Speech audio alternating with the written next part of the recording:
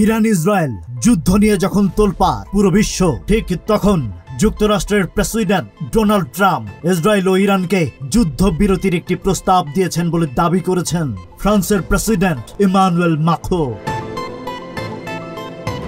তিনি আরো বলেছেন যে যুক্তরাষ্ট্র যদি ইরান ইসরায়েলের মধ্যে যুদ্ধবিরতি আনতে সক্ষম হয় তাহলে তা খুবই ভালো হবে এবং ফ্রান্স তা সমর্থন করবে।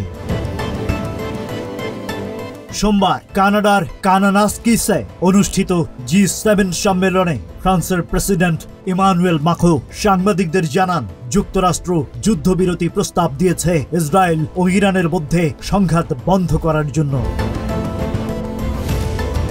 মাখো বলেন, একটি প্রস্তাব দেওয়া হয়েছে বিশেষ করে যুদ্ধবিরতির জন্য এবং আরো বিস্তৃত আলোচনার সূচনা করার জন্য। যদি যুক্তরাষ্ট্র এই যুদ্ধবিরতি নিশ্চিত করতে পারে তাহলে এটি অত্যন্ত ইতিবাচক পদক্ষেপ হবে এবং ফ্রান্স সেটিকে সমর্থন জানাবে।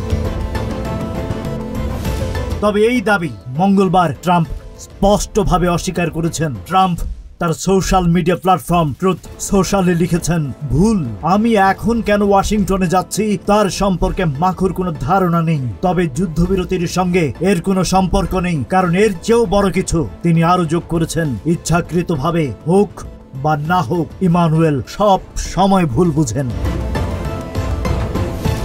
প্রেসিডেন্ট ট্রাম্প G7 সম্মেলন শেষ করার আগেই যুক্তরাষ্ট্রে ফিরে আসছেন মধ্যপ্রাচ্যের সংকটপূর্ণ পরিস্থিতি মোকাবেলার জন্য। তবে ফ্রান্সের প্রেসিডেন্ট মাখোর দাবি যুদ্ধবিরতির প্রস্তাব দেওয়ার বিষয়টি ট্রাম্প সম্পূর্ণ অস্বীকার করেছেন এবং এটিকে ভুল বোঝার ফল বলে অভিহিত করেছেন।